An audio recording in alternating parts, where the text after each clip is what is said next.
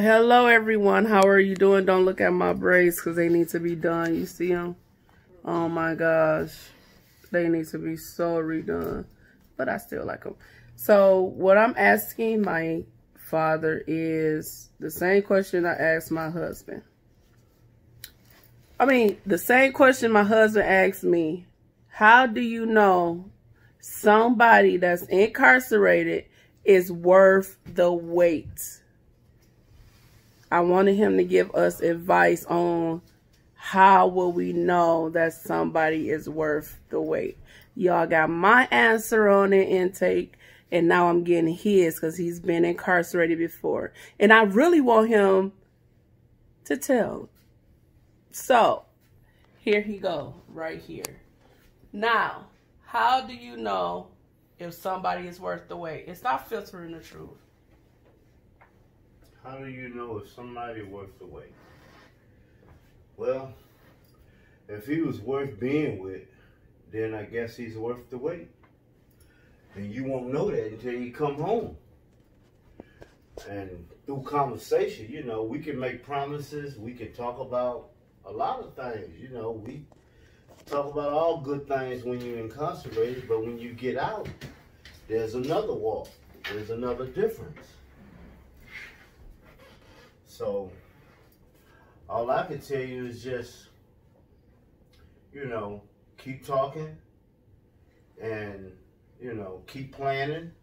And if the plan don't change, you know, because a lot of guys, they looking for a woman or looking for somebody to pick them up when they get out.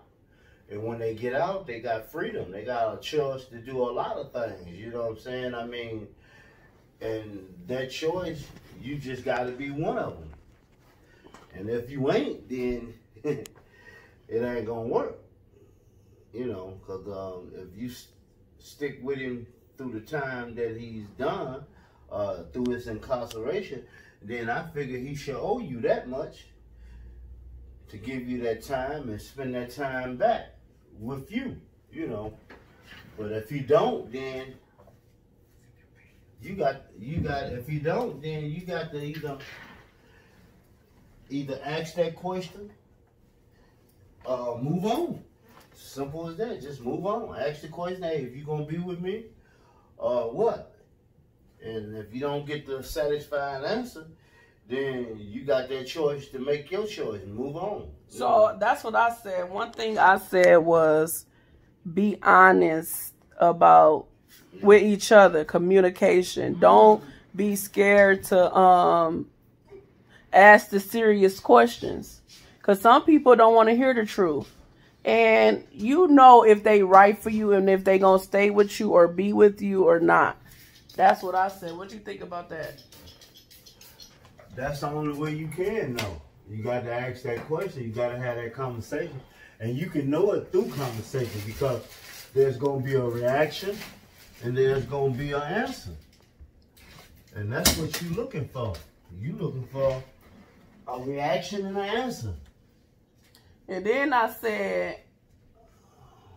also said that here's a sign that I noticed. If somebody's constantly saying that you a cheater and you ain't, and arguing with their spouse about cheating, and you know you ain't doing nothing, they must be. Now that's something you ain't gonna get around, because when you locked up, your mind plays a whole lot of tricks with you if you allow it.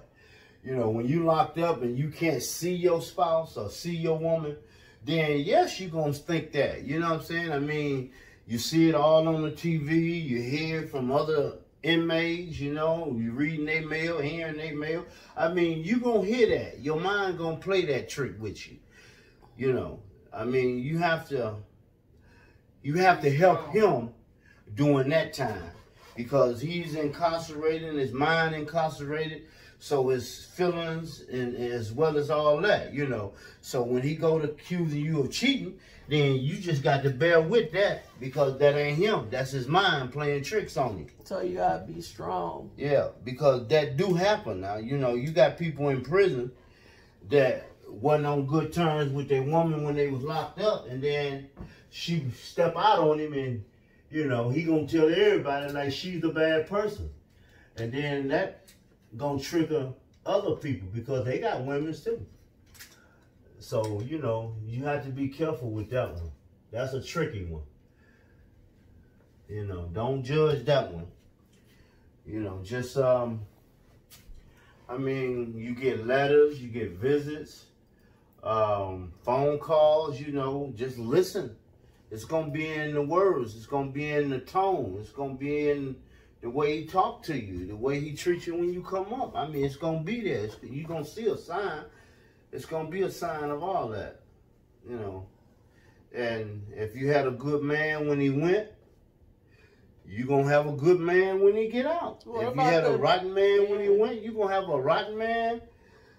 9 times out of 10, you're going to have a rotten man when you get out. If he don't change his ways in the process of being incarceration. And that's what that's for. That's for the change your ways. Change everything about your life. You know, don't come in, don't come out the way you went in, because you got a chance to be a different person, a new person, you know. And, I mean, there's so much stuff happening now, so much stuff out here to do. You know, you shouldn't wait. You shouldn't wrestle with if you're going to be with me or not, or if you're going to do the right thing by me, because there's a lot of opportunities and choices you have now. You know, you shouldn't be, you know, don't fall victim to that. Move on. If it ain't going your way, then you can do all that by yourself. Just move on.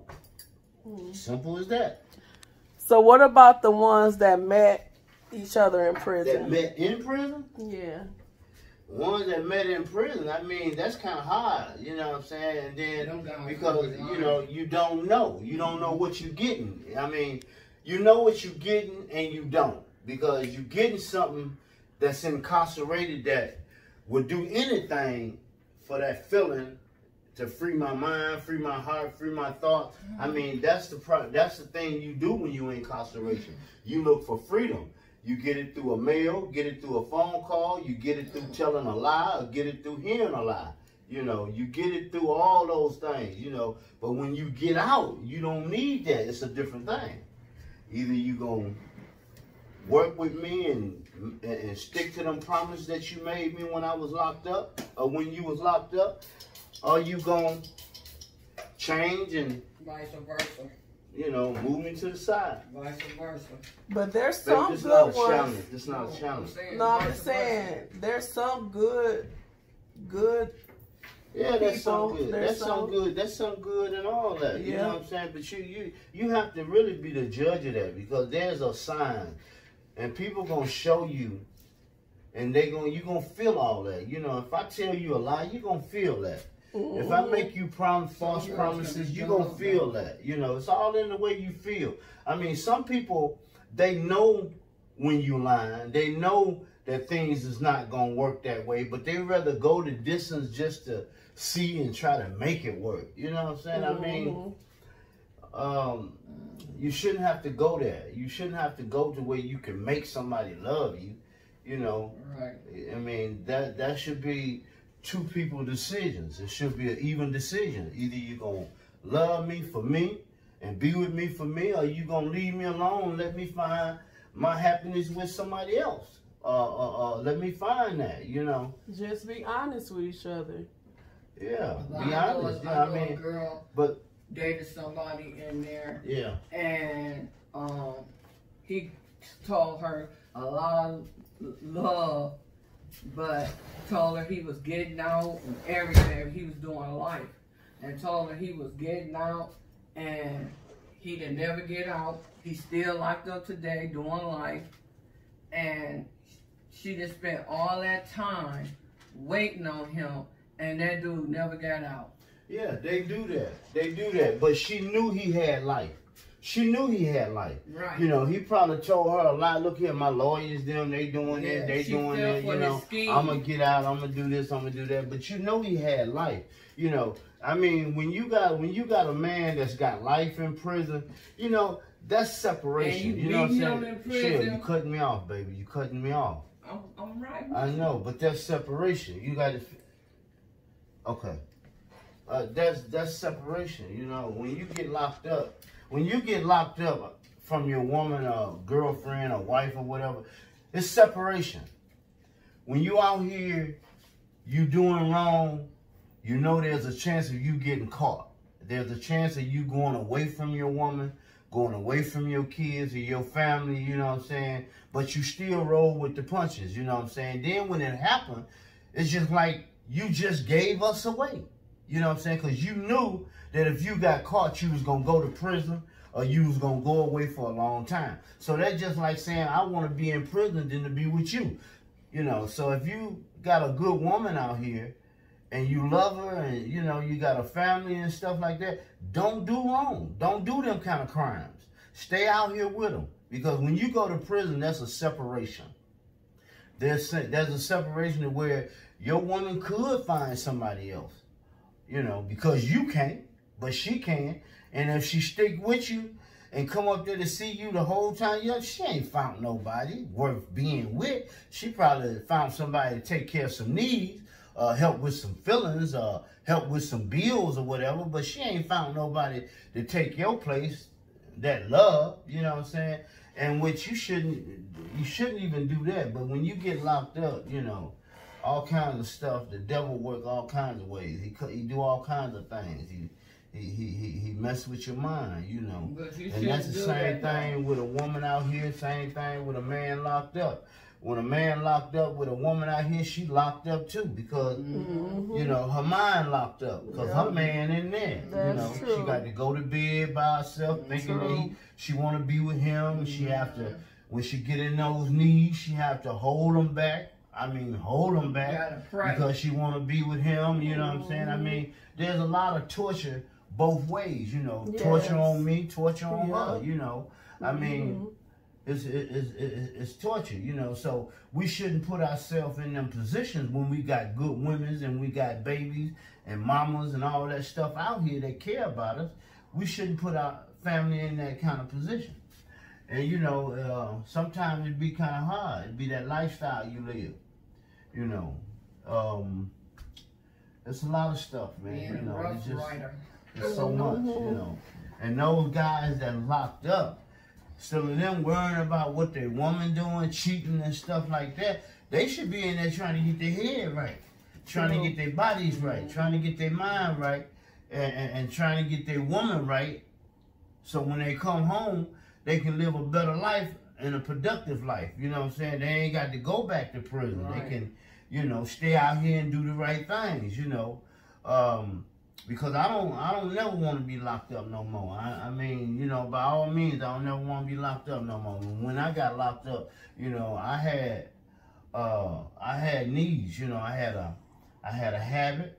I had a family and kids to raise. I didn't have no job. You know, I had to do what I had to do to get what I had to get because I didn't have nothing to raise my family. And I wasn't gonna see my family and my kids and stuff without things, you know. And if it come down to that, I'd do that again, you know. But the good Lord showed me another way, you know. He showed me another way. He's been providing for me, you know. And then I went and did 15 years. My wife stuck by me. My kids stuck by me. You know, when I came home, it's like I picked up where I left off and we moved forward, you know. And everything been good. Everything been good, you know. And I did the same thing. My mind messed me up, tore me up. You know, I accused my wife of doing all kinds of things. You know what I'm saying? I argued with her. I fought with her. I mean, I did all that. It's just that I was locked up and my mind was locked up. And I couldn't do it. And got out and didn't remember nothing. And when I got out, he didn't remember nothing. When I got out, I don't remember. Yeah, she said I don't remember nothing. He didn't remember. I was like, remember you said this? Yeah. He didn't remember none of that stuff. Because my mom said when he got out, he didn't remember nothing. Yeah. None of the arguments or nothing. None. Yeah, none of it. I mean, I was free. You know, when I'm locked up, I can think about them things. That's all I thought about because my mind and my body is locked up. But when I got out, my mind was free to think about things, a lot of things. You know, was happy. I can do a lot of things. He was like, freedom! Yeah. And, you know, then... None of that came up, I mean, you good for 2 weeks. I mean, when you get out, you's a new creature for 2 weeks. After them 2 weeks, you better be done made your mark, because it's back to normal. It's back to like you never went nowhere. You know, I mean, it's about life now. You got to live. You got to live all them promises you made in prison. You got to live them now. You got to stand up to them. So that's a different journey. Yeah, that's the difference. And the same way it was hard in there, it's going to be kind of hard for you when you get out. Yeah. I be trying to tell my husband that he think it's easy out here. No, it ain't. He think it's harder in there. And I was like, wait till you get out. It's a different ball game. Yeah. It's harder out here than in there. Because in there, you ain't got to do nothing. All you got to do is wake up. Go to sleep and wake up. That's all you got to do. And exercise. And exercise. I mean, that's all you got to do. And then sit around, watch TV, go to work, or if you got a job, or exercise, if you got, you know, just go to sleep and get up. But out here, you got to get it every day. Every day you got to work. You got to do something, you know. And, I mean, it's harder out here than it is in there. Yep. When my husband got out, he had everything. Money, clothes, car. I had everything waiting on him. He didn't have to want for nothing. Yeah. But see, it's the way I left. You know, when I left, I didn't leave in hate. You know, I didn't leave my wife hating me. I didn't leave my kids in jeopardy. I didn't leave on a bad note. Only note I left on is a lonely note. A lonely note. You know what I'm saying? And I didn't think that my wife was going to handle the house and all this stuff.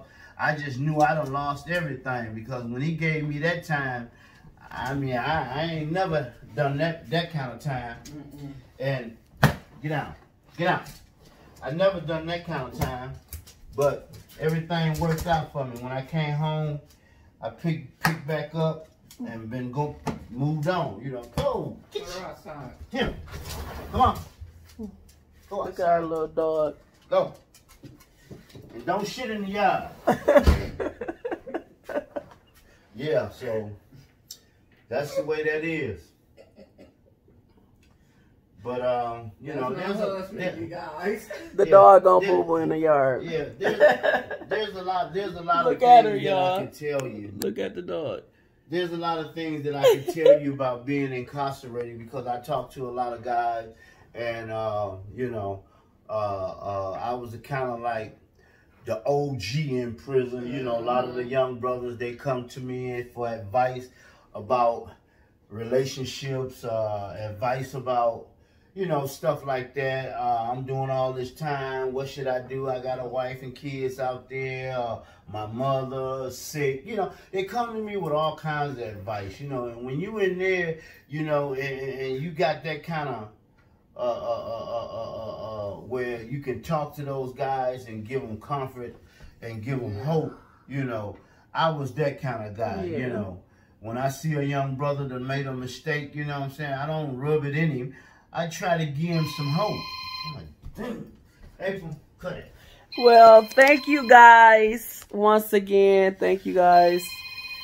That was the time, and that was his question. Like, comment, subscribe, ring the bell, and we'll be back again. See you later.